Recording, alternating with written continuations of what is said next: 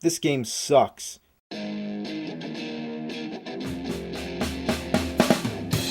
He's gonna take you back to the past to play the shitty games that suck ass. He'd rather have a buffalo take a diarrhea dump in his ear. He'd rather eat the rotten asshole of a roadkill skunk and down it with beer. He's the angriest gamer you've ever heard. He's the angry Nintendo nerd. He's the angry Atari Sega nerd. He's the angry video game nerd. There is a game that is said to be even worse than Big Rigs. It is also a driving game, and it's called Desert Bus. It was so unspeakably dreadful that it was canceled before it was ever released. It was one of 6 games included in Penn & Teller's Smoke and Mirrors for the Sega CD. That's right, Penn & Teller were behind this. And if you haven't heard of them, well, how do I sum it up? Basically, they're 2 of the greatest entertainers of our time. They mix magic and comedy, they perform it live, they defy physics, they're funny as hell, they attack bullshit, and they've been doing it for nearly 40 years. So their first attempt at a video game in 1995 was a very interesting one and something that only they could have made. See? You gotta be careful, those thermographics. Smoke and Mirrors is like the anti-video game.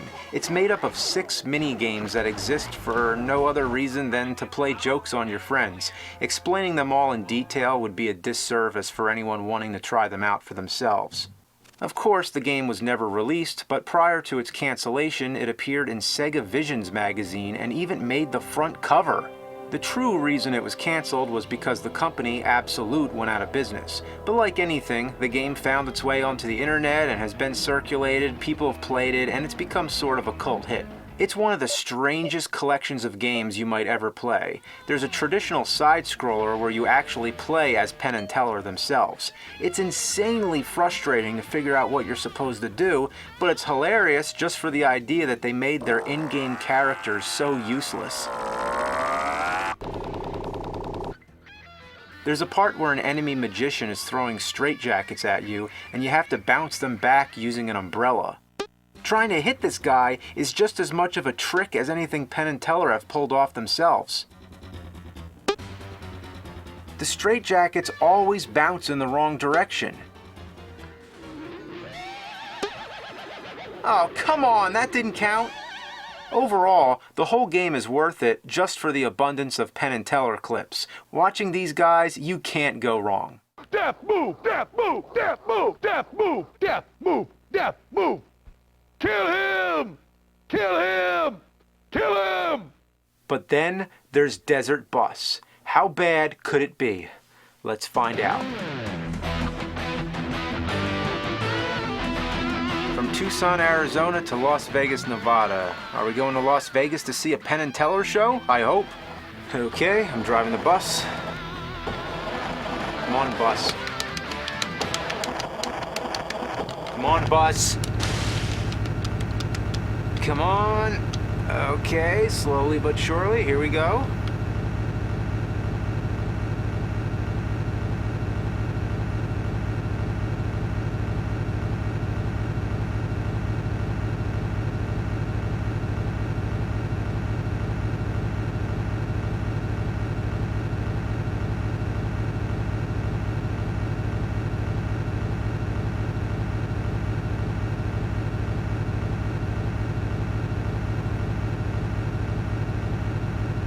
This is the game.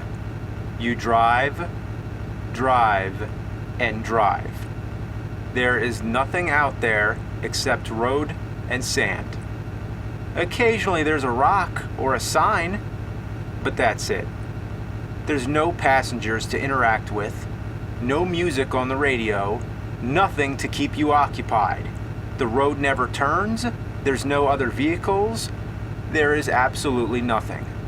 You can open the door with the B button. Basically, it makes a sound effect. That's a little something you can do to entertain yourself. The bus can't go any faster than 45 miles per hour. I don't know why. Maybe Dennis Hopper has a bomb on it or something. So there's no hope of speeding up this test of human attention span. So how long is this trip?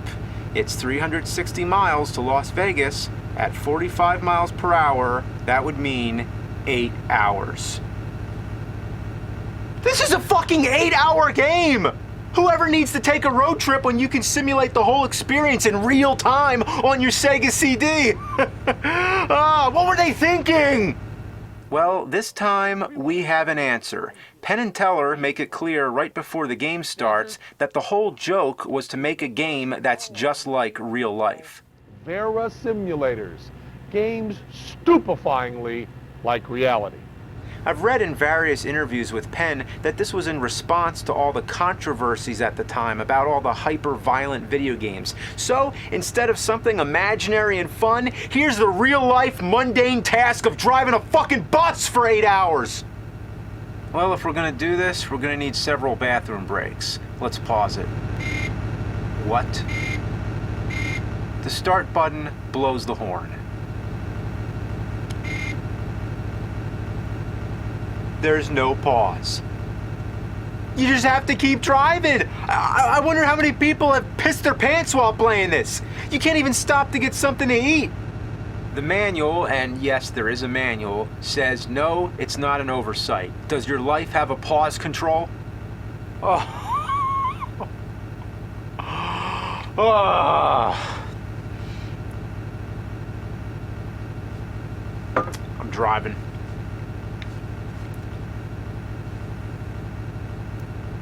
What happens at the end when you get to Las Vegas? Imagine if after the 8 hours you get to play casino games and have fun, and all of a sudden the game becomes awesome. Well, I looked into it. You want to know what happens? You get a point. A point. 1 fucking point! And then you gotta drive all the way back! Every 8 hours a point! Those are the slowest points in video game history! Did Penn and Teller really make this game, or did Andy Warhol rise from the dead? Yeah, you know the Andy Warhol film Empire? It's an 8-hour movie that's nothing but a shot of the Empire State Building. Yeah. Who could ever sit through this? Well, there was going to be prizes. Penn and Teller were actually planning to have a desert bus contest. You send in your score, and the grand prize was a trip on an actual bus from Tucson to Las Vegas. But you'll get to see a show and have a 4-night stay at Bally's. That only begs the question, who has the high score in Desert Bus? Well, apparently, the highest you can get is 99, which would mean putting in 792 hours, or 33 days of continuous gameplay. And speaking of long hours, I just found out there's a group who do an annual marathon of the game for charity. It's called Desert Bus for Hope, and it's been very successful in raising money for children. So at least something good has come of this game. They must be some serious troopers. I can't sit through 10 minutes of this shit! I've heard that every once in a while, a bug will splat on your windshield. I'd be happy just to see that. I'm suffering from so much sensory deprivation that anything to break up the monotony would be amazing. If a bug came and splat on this windshield, that would blow my fucking mind. But I'll never have the patience to get that far. I'll never even get a single point. Just gotta hold your thumb on this button for so long. Wait. Oh! How do you like that trick, Penn and Teller? If you can't beat the game, let the game beat itself.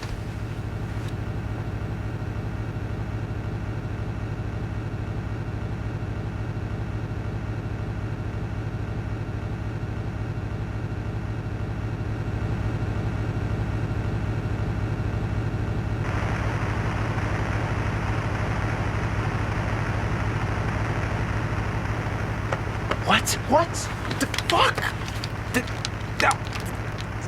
It's stuck. The bus is stuck in the sand.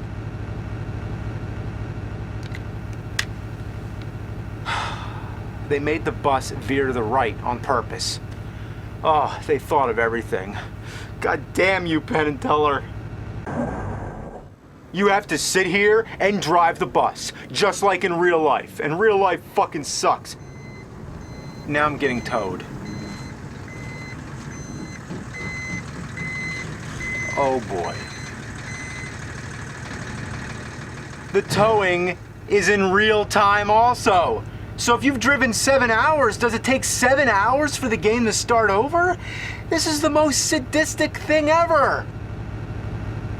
There's no fun factor whatsoever. This makes Big Rigs look like a fucking party. Big Rigs isn't even a game and has no challenge whatsoever, but here the challenge comes from trying to stay awake from boredom.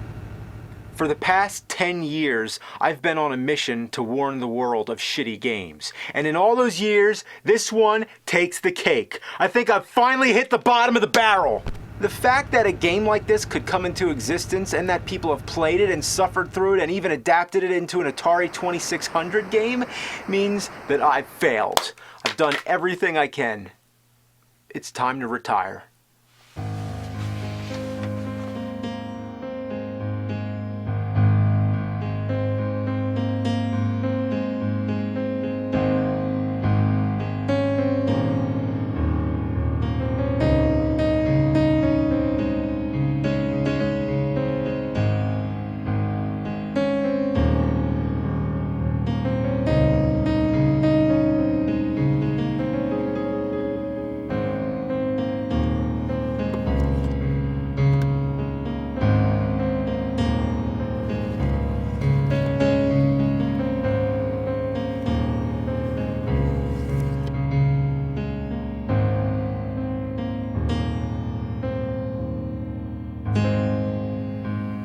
One more, for all time's sake. This game is a hack of Castlevania 2 by the almighty Guru. As I said 10 years ago, the original game is full of problems. How would you ever figure out that you're supposed to throw an oak stake at that orb? One of the biggest problems in the game is how cryptic it is and how none of the townspeople tell you anything that's useful. Instead of giving you clues like any other kind of adventure or RPG game, they just give you a bunch of nonsensical riddles. But here, in Castlevania 2 Redaction, we have real clues. Yeah, all the dialogue's been fixed, and now it actually makes sense. I can't believe that somebody's actually been trying to fix this shitload of fuck. But what about the day-to-night transitions? Why did they think that that would be a good idea and interrupt the gameplay? Did they think it would be more realistic? I mean, in real life, I don't have to stop in my tracks when the sun sets and a fucking box doesn't pop up in the air.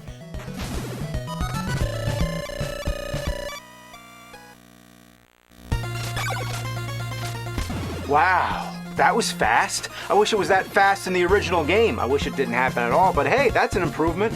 In general, all the text moves a lot faster. I'm really digging the clues. It even tells me stuff I never even knew, like using Dracula's nail to take out blocks. I had no idea you could do that. He doesn't look anything like Dracula. Instead, he looks like a Grim Reaper. Even Dracula's face has been changed.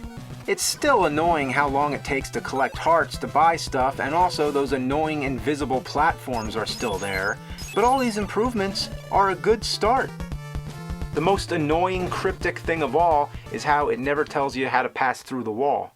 Would you guess that you're supposed to pass through this wall? You need to have a red crystal selected, and be kneeling down, and wait a little while before this magic tornado comes and takes you to the next part of the game.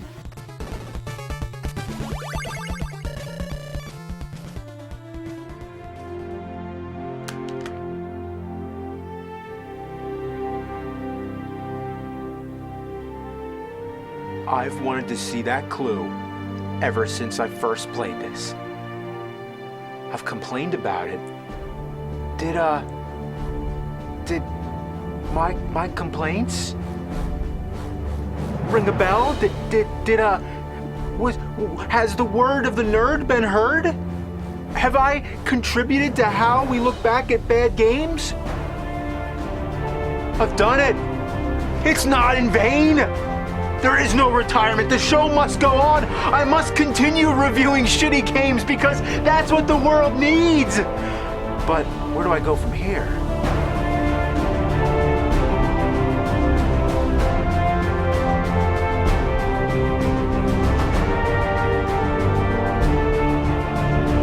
I've had so many adventures within these four walls. I need to take the adventure outside. I need to go do something bigger, something to top everything that I've already done.